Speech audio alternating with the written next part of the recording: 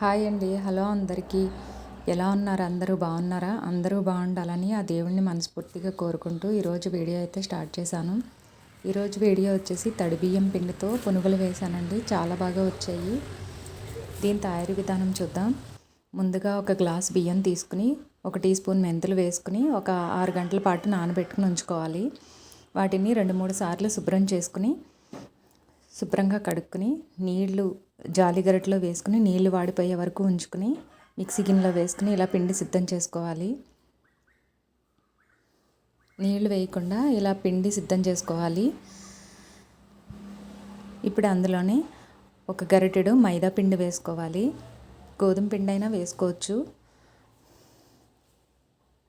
కొంచెం వేసుకుంటే సరిపోతుంది, ఎక్కువ వేయాల్సిన అవసరం లేదు. కొంచెం మైదా పిండి వేసుకుని అలాగే నీళ్ళు ఏమీ వేయకుండా పుల్లటి పెరుగుతో ఈ పిండిని మొత్తం బజ్జీ పిండిలాగా కలుపుకోవాలి.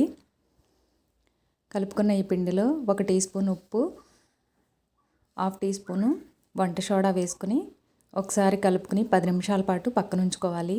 ఎక్కువ నానాల్సిన అవసరం ఉండదండి. ఈ పునుగుల్లోకి చట్నీ తయారు చేసుకుందాము.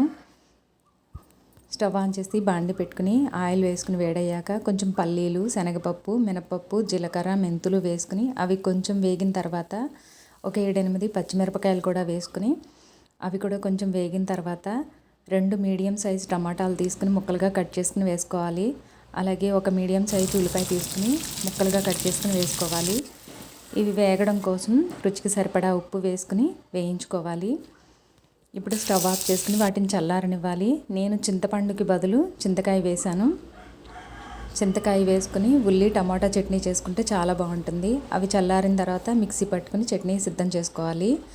ఇప్పుడు మనం కలిపి ఉంచుకున్న బియ్యం పిండిలో కొంచెం జీలకర్ర వేసుకుని మళ్ళీ ఒకసారి కలుపుకుని డీప్ ఫ్రైకి సరిపడా ఆయిల్ పెట్టుకుని పునుగుల్లాగా వేసుకోవాలి.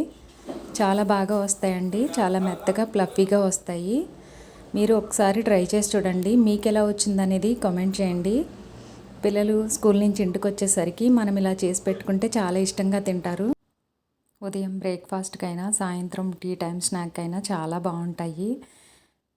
చాలా సాఫ్ట్గా, చాలా మెత్తగా బాగా వస్తాయండి. మనం బయట కొనుక్కునే బజ్జీల కన్నా ఇవి బెటర్ కదా. ఇంట్లో మన చేతులతో మనం చేసుకుని పిల్లలు పెట్టుకోవడం చాలా హెల్దీ కదా. ఇలా మీరు ఒకసారి ట్రై చేసి చూడండి. పిల్లలకి చాలా బాగా నచ్చుతాయి. చాలా బాగుంటాయండి. మీరు ఒకసారి ట్రై చేసి చూడండి. అప్పటికప్పుడు ఈజీగా చేసుకునే పునుగులు అనమాట. మీరు ఇందులో ఉల్లిపాయ ముక్కలు, పచ్చిమిర్చి ముక్కలు కూడా వేసుకుని చేసుకోవచ్చు. కొబ్బరి చట్నీ, టమాటా చట్నీ, ఏ చట్నీతో అయినా సర్వ్ చేయొచ్చు. చాలా బాగుంటాయండి. నచ్చితే లైక్ చేయండి. అలాగే మన ఛానల్ని సబ్స్క్రైబ్ చేసుకోండి. Please like, share and subscribe. Thank you for watching.